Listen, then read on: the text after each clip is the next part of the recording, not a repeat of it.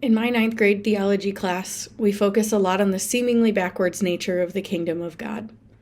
We open the scriptures and encounter again and again the sharing of power, the tenderness of God, and the difficulty of the command to love. Oftentimes, my students struggle to understand why God would make the choice to surrender such majesty. They show their most human instincts as they challenge the notion that letting go of power and control would be good in any way. They hope for a God that would bring deliverance and peace immediately. And they worry about the success of this strategy. Can human beings really be trusted? Doesn't it seem to be glaringly obvious that our world is incapable of caring for itself? And are these not the same concerns that we might have as we continue to be immersed in the joy of Christmas amidst our suffering world? Here on Epiphany Sunday, our readings paint a glorious picture of the King of this kingdom. We begin with Isaiah proclaiming the glory of the Lord, who will deliver Jerusalem from darkness. The psalm will sing this same hope and joy that the King has come. And finally, our second reading will usher in the Gentiles, welcoming all that have faith to the table of plenty. The promises of God are great. Why are we stuck so far from them?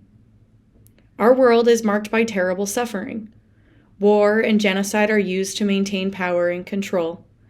The helpless and innocent are most at risk, in great need of protection. People are hungry, lonely, grieving, and lost. We seem to have strayed quite far from the kingdom we have been promised. Are we lost because the King is absent?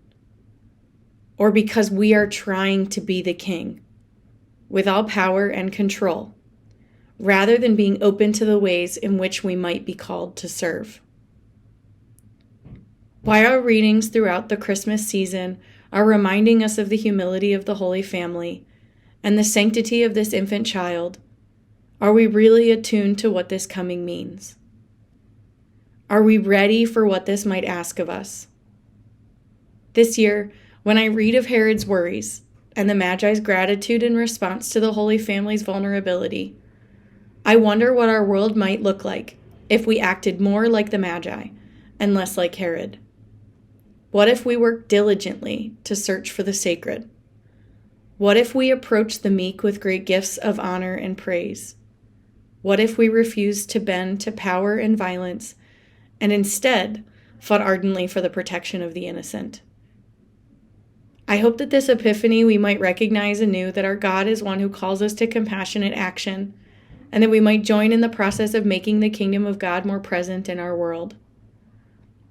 Faith in the power of surrender is essential for the peace we so desperately need. I pray we might find the way of the Magi in our world, and that in humility and gratitude we will renew this partnership with the divine as we work together for the salvation of the world.